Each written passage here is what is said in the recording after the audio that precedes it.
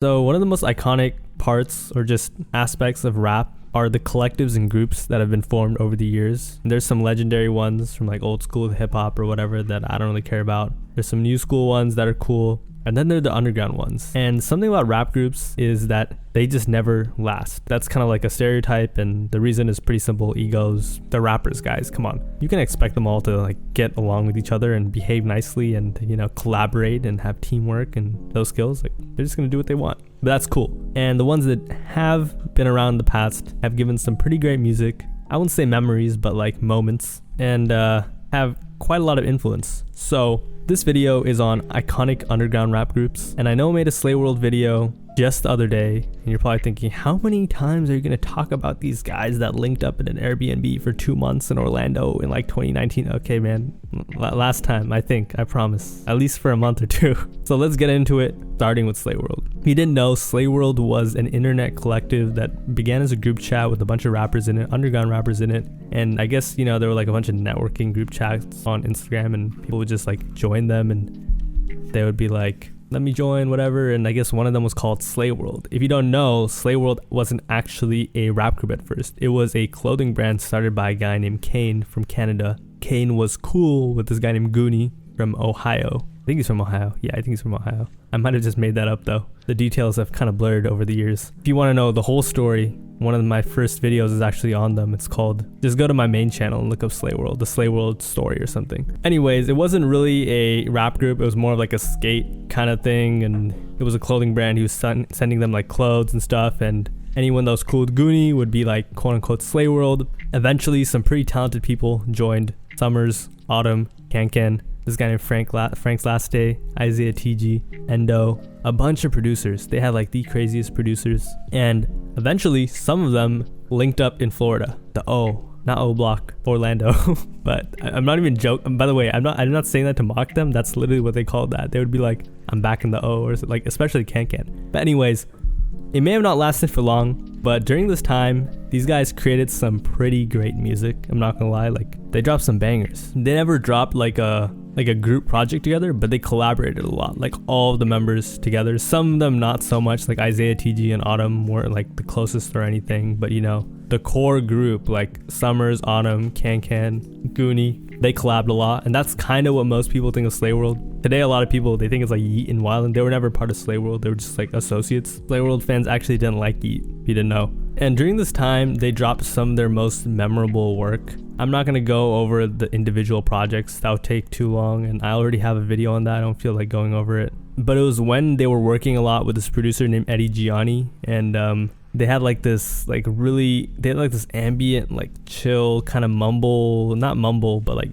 sound. Think like when Summers dropped Test Some, and he had his album Isolation, and Can was also doing that thing, and Autumn was even doing it. All their sounds like intersected and merged for like a short period of time, and they're all hanging out with each other. They're filming music videos, doing all of that, and that's kind of what I think everyone really messed with Slay World. Like, it was a real life thing. It's not like nowadays where it's like a bunch of kids hop into like VC on Discord, that stands for voice chat if you don't know what I mean, and they're like, hey, I'm Jack, hey, I'm Joseph, my name is Lil Nosebleed, my name is SSG Brian, and then Lil Nosebleed and SSG Brian start a group, and then they add like another person. Just like, you guys have never met each other in real life, and that has its own problems, but fans can just like sense or just feel like, oh, this isn't real. And I feel like Slay World was one of the few groups where it's like, wow, they were all cool in person, and that's kind of like a running theme for a lot of these others. So that's enough about Slay World. I feel like they're talked about enough. If you actually look up YouTube and you look up Slay World, like right now, you'll find like 3 other videos all in like the same week talking about Slay World. Like, they've gone a bit overrated over the years. Not overrated, they've just gone a bit overhyped. Like, they're still good. The next underground rap group I want to speak about is RCB, Reptilian Club Boys. If you didn't know, this was started by this one rapper named Diamonds on My Pecker and High C. I actually have a ton of stuff on these guys. I have this one like video documentary on my main channel talking about RCB. I also have a video on this channel, it's really old, talking about like RCB and DOMD's allegations, and I'll get into that a little later. But if you didn't know, these two, they linked up a long time ago over the internet. They were sending each other beats, or High C was the other member, by the way, and there were more members. Sorry, I'm like getting ahead of myself. High C and DOMD met up over the internet. High C sent DOMD beats. they had like this really unique sound, like super unique sound. They also have like the most toxic fan base ever. Like if someone posts this to their subreddit, I'm about to get roasted so bad. Or like there are gonna be some RCB fans down in the comments saying like, man, he doesn't know anything about them, man. Like, yo, shut up, man. Come on, they've been defunct for like 3 years. Go to your furry party and cry about it. I don't know. But anyways, I don't know why I just like made up a hate comment and responded to it like that. That was a little weird. But these guys genuinely had a unique sound. It moved on to have some more members that are actually pretty popular in the underground, like Cartier God. A lot of people know him just because he's friends with Blade, but he's kind of like a legend himself. Lil Kwai, rest in peace. And most notably, Lil Shine. By the way, there are more, like Lazy God. I just don't feel like saying all their names. Another guy named Majori. Lil Shine was a part of RCB, and he was very young at the time, so he was cool with all of them. And him and Heisey have a song. Him and they have a couple songs actually. He's got music with like Cartier God 2. Tell Nobody. They made some really good music back then. It was just like a specific sound. I don't know what it is, especially about these like groups.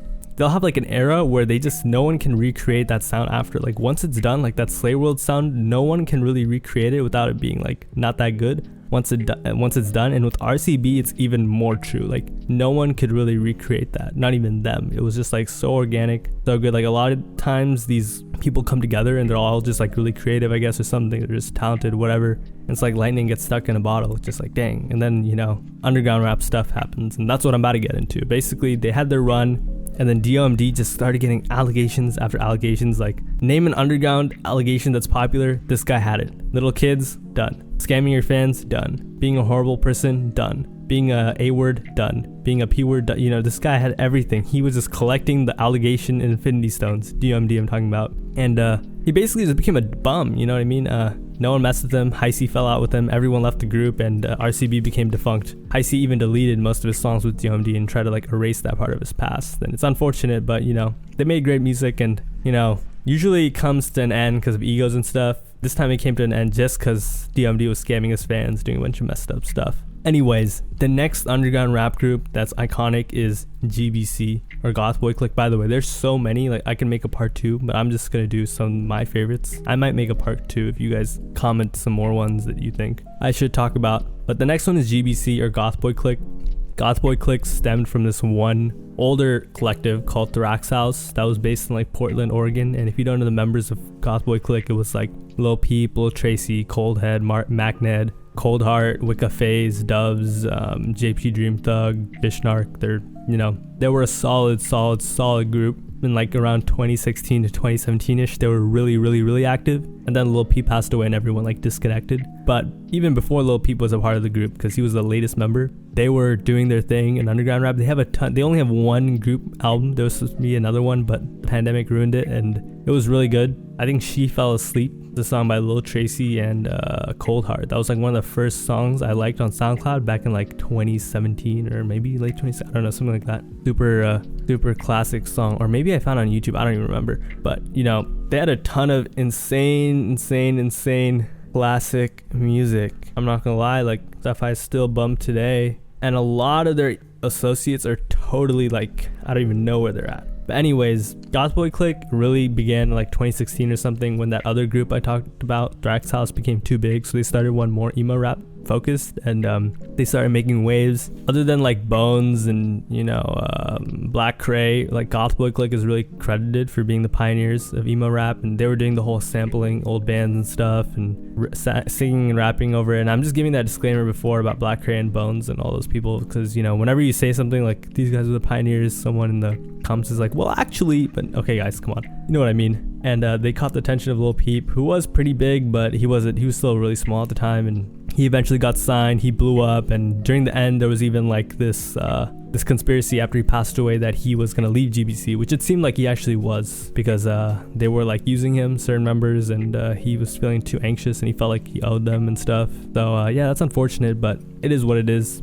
But talking about the music, they made some really good music. Pretty much every single one of the artists' prime music was made while the group was active between 2016 and 2017. Lil Tracy still made good music afterwards. Peep obviously passed away. Some of the members, they made alright music, but all their primes, like Cold Heart, like all their best music in my opinion is from like 2017 and before. Really like 2015 to 2017. Like they were just in their bag, bro. Unfortunately, Pete passed and everything, got messed up, but it is what it is. It's life. And after that, the group became defunct, or not defunct, they're actually still around. They're technically still a thing. They even released a single together. It's just not the same. They're not really that active. They're all like way older. Like some of them are in their 30s. So, this is before people started rapping when they were like 13 and getting famous. So these guys came up in their like 20s. You gotta understand. Anyways, the final underground rap group that's iconic is none other than Surf Gang. Surf Gang was a group started by Evil Gianni, and it's still a thing. It's just they don't really have artists signed to them anymore. They still collab with people. If you didn't know, Surf Gang used to include PPG, Casper,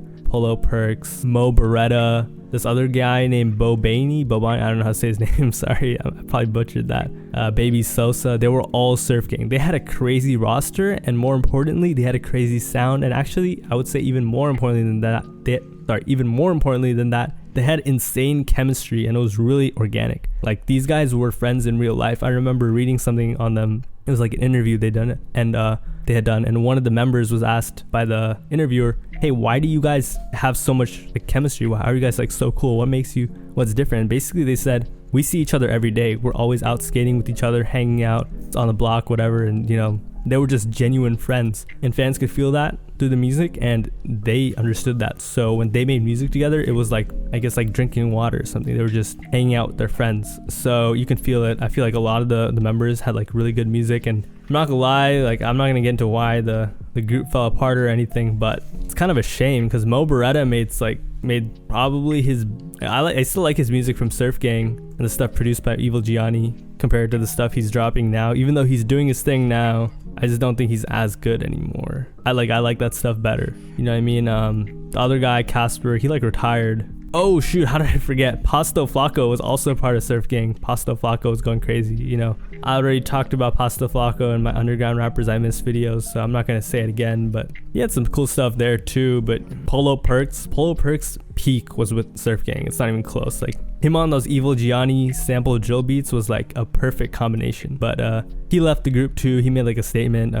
Mo Beretta left. I think some members were kicked out. Baby Sosa fell out with Evil Gianni, and no one knows the true story what happened between them, but basically all the artists left, and now it's just producers. And Evil Gianni, he is like a super talented producer, so he's just carrying Surf Gang on his back right now. I think he had like a Baby Keem and Kendrick Lamar placement. He had I think Drake followed him at one point or something. He just dropped music with like Netsman and Xavier Sobase. That's not like a crazy cosign or anything. He has music with Matt Ox. By the way, if you want to listen to like some of the group music, listen to like Baby Sosa and PPG Casper. Mo Beretta and Casper have some good stuff. They have an album where there's like Polo Perks and like Baby Sosa and like all the members in one. They had like a really cool sound back then. It's called Surf Gang V1. Go check that out. But yeah, the group artist wise isn't really as active. There's this one guy named Hardo. I think that's how you say his name. He's pretty hard. But yeah, it's all the members like left pretty much. So it is what it is. It might make a comeback though, because it's not gone. Like, Surf Gang is still a thing. It's just like 2019 Surf Gang was like different. That's when they had their aura. Okay, that's how I'll explain it. Surf Gang lost their aura, low key. But anyways, thanks for watching. Have a nice day, and see you next time. Bye.